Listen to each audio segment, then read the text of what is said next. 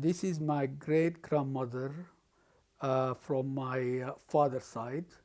So her name was Oro Solomon Tamman. What you see there are my grandparents from my father's side.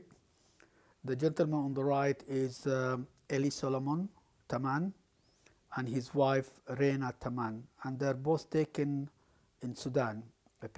This picture was taken in Sudan, probably in the 40s. No, probably in the 40s. Yeah, in the 40s.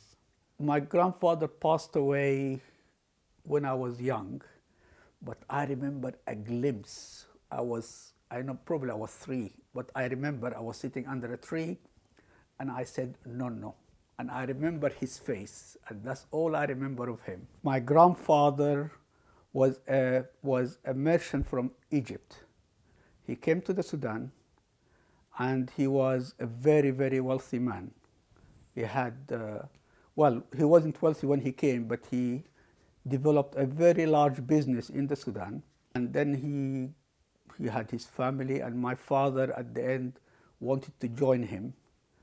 And when he joined him, he used to work with him for a little while. Unfortunately, when my grandfather passed away, my father wasn't strong enough to carry that business. So some of the families sort of took it over from him. These are my parents. I would think it was taken in Sudan as well. The year is about the 1940s, 40, 41, 42. I believe it's before I was born. Their life was very good. They've been, for better, for worse, they were together all the time. They always supported each other. I never heard them arguing together.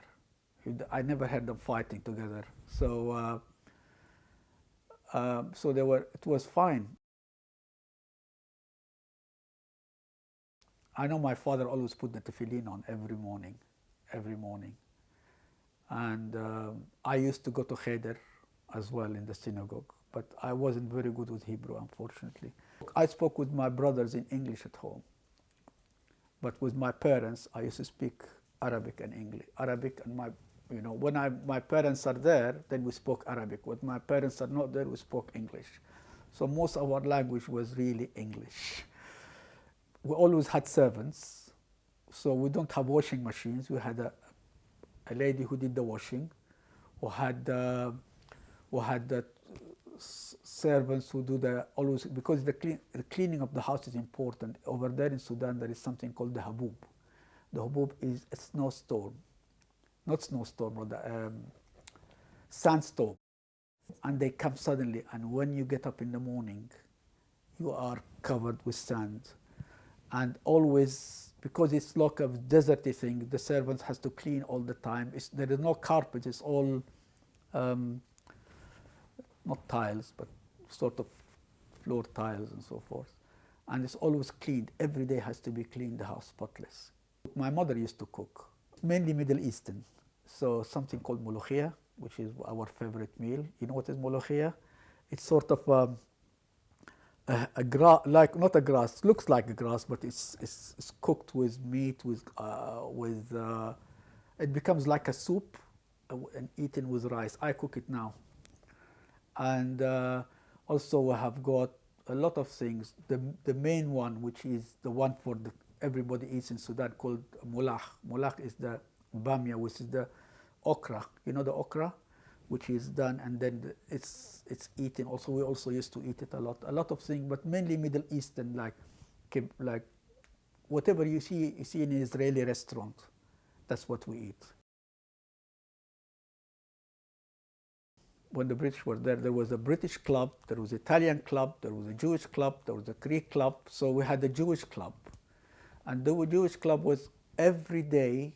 Everybody goes to this club, and everybody knew everybody. And when there was a bar mitzvah, everybody come to that bar mitzvah. It's not that I invite him or invite her. Everybody is invited. There is no age limit, because the youngsters used to come. They had their own playground, player area. The older people used to play cards, basketball, tennis, table tennis. We had a cinema not far away from us. You know, the cinema used to go far, about 5 minutes walk. So after 9 o'clock, they all leave, they go to the cinema, and so forth. The Jewish community run it. You know, there is a president, there is the secretary, there is the, and everybody used to pay like a contribution to the club. And the richer you are, the more you pay. And we had our own restaurant. People had, you know, not a restaurant, like a bar. People, they bring the food to you, and drinks and soft drinks, and it was lovely. All I could see, all I could hear from the Sudan is Zionist. It was a bad word.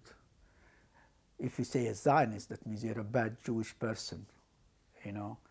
Although it never entered us, we always got used to people telling us, "You're Jewish, we'll kill you one day." It's always the same, but we take it for not for granted. We just shrug it, you know. I remember a lot of things. I remember one thing is when we had to, for example, to bring matzah in the Sudan. We cannot put the Star of David. We have to get the matzah from whatever country it is, but the box itself has to be plain, nothing in it. The only place we are allowed to put the Star of David was outside our synagogue, even if we are that. That's the only place. And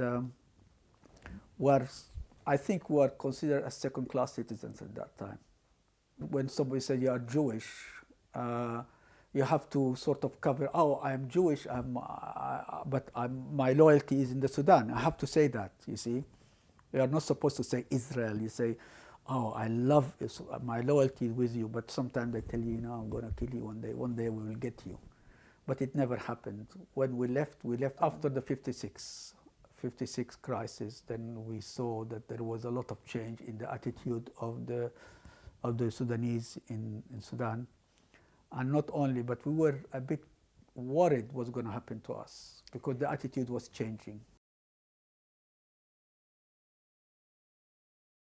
As I explained before, we did not experience a lot of discrimination at that time because of the 56, but we were ready for it, and we could see the mode of the government is changing a little bit, and the Jewish people knew that something was going to happen at that time.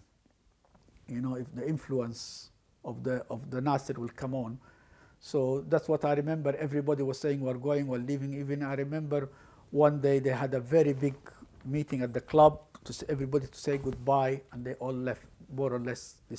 We were at the end of the day when I was there. I had to come at the end of the 1963 because there were hardly anybody there for me to stay there.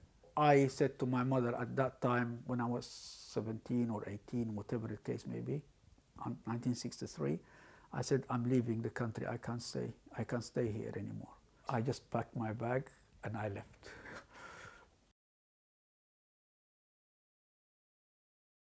I will call myself British, but I wouldn't call myself English. And if anybody asks me, where do you come from? I say, I come from the Sudan. I don't say I say I'm a Spanish Portuguese, but born in Sudan. As a Sudanese Jew, I would like to give the message that keep together, try to contact each other, and remind your children and grandchildren where you come from. And this is the history of us. That's it, really.